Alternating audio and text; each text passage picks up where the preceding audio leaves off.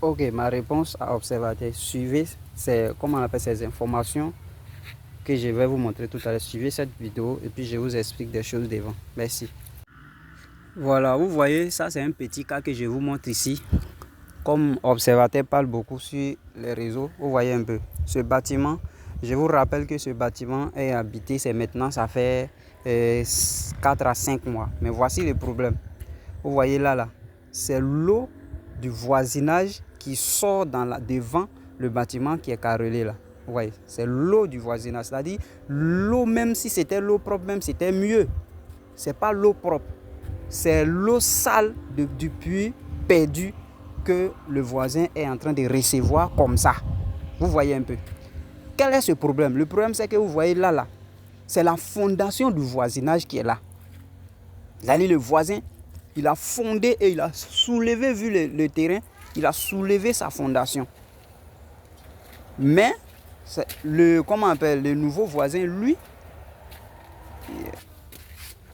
donc le nouveau voisin, lui, il est venu, il n'a pas tenu compte des réalités du terrain, des réalités de son voisin, et il a fait son implantation. Il fait son implantation, il fait sa construction encore en bas. Et chose même plus grave là, c'est que le bâtiment, vous voyez là, ce qui est carrelé là, est collé sur le mur du voisin. C'est-à-dire qu'il n'y a pas deux murs. Le nouveau voisin n'a pas cherché à mettre un autre mur même qui sépare de son voisin. Lui, il est venu de manière économique, tel que l'observateur est en train d'expliquer là, de manière économique, il est venu, il a collé, comment on appelle, son bâtiment sur le dos de l'autre. Vous voyez un peu. Donc, voici les réalités. Donc, vous voyez, ce sont des réalités. C'est les réalités de j'appelle un maçon, je suis assis, et moi, j'ai fait mes contrôles, mes suivis des chantiers pour ne pas qu'on bouffe mon argent là. Ce sont ces réalités qui sont là. J'imagine que le monsieur, le nouveau voisin, avait fait appel à un technicien. Voilà. Et le technicien venait, il disait, ah bon, ce que je vois, vu la gravité du problème, vous voyez, le voisin a déjà soulevé. Peut-être que le technicien allait faire un tour dans la cour voisine pour voir un peu les réalités. Pour savoir qu'il y a un puits perdu qui peut même faire sortir l'eau du bâtiment pour sortir de l'autre côté. Si le technicien avait détecté ça et qu'il demandait au nouveau propriétaire que, ah voilà, pour bâtir ton affaire là, il te faut peut-être qu'en fondation, pour des remblais et autres, apports de terre, tout ça là, pour faire des traitements des murs en fondation avant de soulever le bâtiment et même avoir peut-être que le même niveau que le voisin, voire même le dépasser un peu. Voici ce que je propose. Donc pour cela, tu dois payer telle somme. Mon tonton Kwaku allait dire que c'est du vol. Et il allait prendre son cahier pour dire, moi-même je vais contrôler mes choses. Il va venir s'asseoir. Il va venir s'asseoir pour faire ses calculs. Pour dire, bon, quand j'ai fait ça, j'économise 3 millions, j'économise 2 millions. Parce que ce sont ses habitudes, c'est ce qu'il a l'habitude de faire, de nous montrer sur les réseaux. Donc les gens pensent que sont en train de tâcher l'image de ceux qui sont dans les BTP. Voilà. Et ça, si cette provision avait été faite, on ne serait pas à ce niveau. Et je vous informe que cette maison-là, c'est une 2 chambres salon. Et l'eau du puits perdu qui sort dans le couloir comme ça, sort encore dans la maison, c'est-à-dire dans 2 chambres. Parce que les 2 chambres sont collées au mur du voisin. Donc, l'eau sale là sort dans les 2 chambres. Vous voyez un peu. La maison ne peut pas être habitée. Ça, c'est clair. On n'est pas obligé de faire appel à un sorcier pour le savoir. La maison ne peut pas être habitée. C'est pourquoi tu as bâti ta maison, tu ne peux pas profiter. Vous voyez un peu clairement. Donc, si tu ne peux pas profiter clairement, actuellement, là, tu as fait l'économie. Pourquoi? Parce que là, il va falloir maintenant faire appel à un spécialiste pour voir. Parce que voici la hauteur de la fondation du voisin. Et chose même pire, c'est que, vous voyez, on dit, lors de la fondation même, l'eau du puits perdu sortait. Mais le maçon a dit que ça ne gêne rien. Donc, ils peuvent bâtir sans souci. Voilà. Chose qui est plus économique dans le cas de monsieur observateur, qui est très économique d'ailleurs, qui profite à ce propriétaire de faire des économies de 3 millions, 5 millions sur ses affaires. Ça l'arrange. Mais aujourd'hui, voici le problème est détecté. On a besoin maintenant d'un spécialiste. Parce que ce qui sort ici, sort dans la chambre. Et devant la cour, on ne peut pas. Ça sent. Vous voyez, voici les réalités du terrain, ce que les gens vous cachent. Et ils font, quand ils ont la publicité, qu'on appelle la visibilité, de faire des bonnes publications pour nous, vraiment nous amener à vraiment faire des choses, on nous cache ces réalités. Quand tu fais tes calculs, tu consultes ton neveu qui n'a pas fait la formation dans le domaine du bâtiment pour dire, bon, j'ai reçu le plan de l'architecte, moi-même je vais bâtir. Ce sont ces réalités. Ce sont ces réalités, ça te rattraper tôt ou tard. Et ça, c'est le cas même le plus petit cas.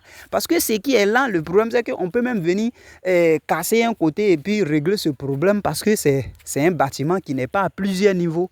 Mais imaginons que c'est à plusieurs niveaux. Qu'est-ce que vous allez faire? Qu'est-ce que vous allez faire? Ça devient encore un grand souci. Et là, l'économie que vous voulez faire, vous allez maintenant miser dans la démolition et en plus venir encore miser dans la reconstruction. Vous voyez? Donc, quand tonton Kwaku parle, faisons très attention à ce qu'il dit. Très attention, surtout quand il s'agit de BTP. Parce que là-bas au moins, là, même si on m'a menti, mais j'ai payé quelque chose pour qu'on puisse me mentir. Et le mensonge que j'ai reçu lors de la formation, si je peux dire ainsi, ça ne me permet pas d'accepter ces genres de choses. Dans la construction, c'est la vie humaine. Il n'y a pas d'humoriste dedans. Soit tu connais ou bien tu ne connais pas. Donc, faisons la bonne publication, la bonne promotion du métier de génie civil pour que les vies soient sauvées. Voilà, donc tout ce que vous venez de voir là, vous comprenez avec moi que tout ce que monsieur Tonton Kwaku, observateur, est en train de raconter, ce n'est que de l'amusement. En fait, dans son humour, il est en train de se moquer de certaines personnes qui n'ont pas les moyens, soit de se bâtir des maisons, ou encore en train de nourrir l'idée aux Ivoiriens de participer à la destruction massive de leur vie, comment on appelle, agrandir la pauvreté. Vous voyez un peu. Parce que tout ce que vous venez de voir là, ça c'est l'ignorance. C'est l'ignorance. Vous voyez un peu. L'ignorance, l'inconscience. Vous voyez un peu. Parce que quelque chose que tu fais pour ton avenir, pour l'avenir de tes enfants, et que demain, il y a des problèmes qui s'opposent à toi, que tu ne peux pas profiter de ces choses. Vous comprenez avec moi que tu n'as rien fait à vrai dire. Tu n'as rien fait de ta vie. Toutes ces économies que tu as voulu faire là, tout est tombé dans l'eau. C'est pourquoi je suis en train de répondre à M. Kwaku dans, comment on appelle, dans un champ pour lui dire que il est dans les noix en matière de BTP, en matière de construction. Quand on parle d'un ingénieur, quand on parle d'un architecte, quand on parle d'un technicien, c'est parce que c'est important que tout cela existe, que toutes ces formations existent. Voilà.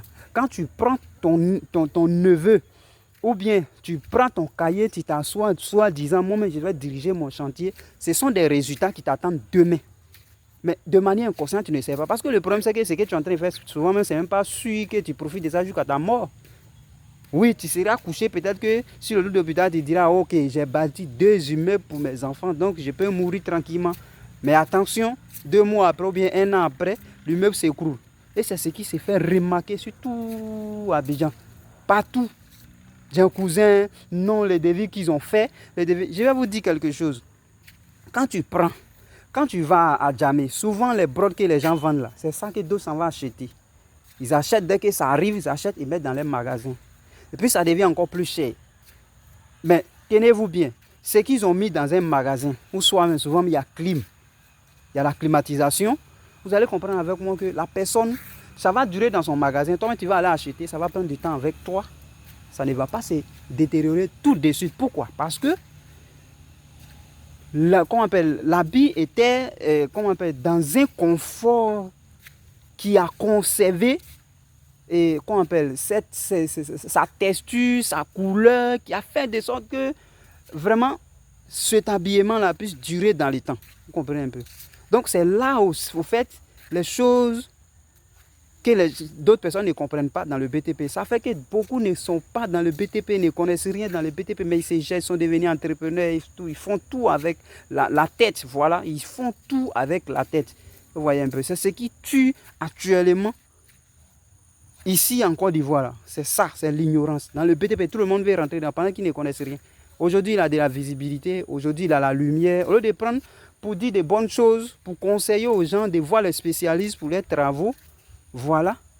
Ils prennent tout le plaisir de raconter ce qu'il y a à raconter, de dire ce qui n'est pas à dire. Voilà. Même dans tout chose, même, comment on appelle, je n'encourage pas ceux qui profitent de l'ignorance des gens, même majoritairement même ceux même qui profitent de l'ignorance des gens pour bouffer les agents. C'est les personnes même, c'est les mêmes choses, parce que ce sont les gens qui ne connaissent même pas le domaine. Voilà, qui ne connaissent pas le domaine. Parce que quand tu dimensionnes un plan pour dire que ici ça doit prendre par exemple 2 bottes de fer et que tu viens, tu mets, comment on appelle, une botte de fer, attention, toi tu es en train de contredire tes études. Tu es en train de contredire ce que toi-même tu as dit, ce que les études ont dit que ça, c'est ça qui marche. Tu es en train de contredire ça. Donc, quittons dans ces genres de trucs, voilà. Monsieur observateur, il faut mériter ta place d'humoriste et puis tu vas avancer dedans. Si Dieu t'a fait la grâce que tu bâtis aujourd'hui, il faut bâtir pour avancer. Mais tout ce que tu réalises avec ta tête, tu vas voir que demain, tu vas payer très cher parce que toutes ces étapes de la construction, tu ne maîtrises pas tout. Voilà, tu les vois, ils montent, tu ne maîtrises pas tout, tu ne maîtrises pas le dosage, tout. Bon, toi, tu es là parce qu'ils sont en train de monter. Ils vont monter. Mais dans les jours à venir, là, on ne prévient rien. C'est-à-dire que et puis, nul ne souhaite le mal sur sa vie. Je ne sais pas si tu comprends avec moi. Voilà. Tout récemment, tu as eu un souci, tu t'es retrouvé à la Maca. Mais attention, tout le monde, nous tous, on a crié haut et fort pour ne pas que cela n'arrive. Pour ne pas que cela soit vraiment perdu dans les temps. On a lutté tous, même à haute voix, comme de manière intérieure. Parce que ce que tu nous procures comme la joie en matière de l'humour, ça nous plaît. Mais imaginons, je touche du bois, que tu durais là-bas. Tes enfants. Maintenant, ces réalisations à moins de 5 ans, parce qu'il n'y a pas d'entretien et puis ça s'écroule. Tu es encore là-bas. Qui va prendre en charge toutes ces choses? Donc, quand vous êtes en train de... Vous avez la visibilité, faites très attention. Ne minimisez pas le métier des gens. Voilà. Ne minimisez pas le métier des gens. On a payé des millions, des centaines de mille pour être à ce niveau, pour avoir cette connaissance. Donc, ne venez pas pour près 2 chambres salon que tu as bâti. Nos parents ne faisaient pas de trucs. Mais... ils avaient quand même la force de pouvoir se bâtir des maisons. Voilà.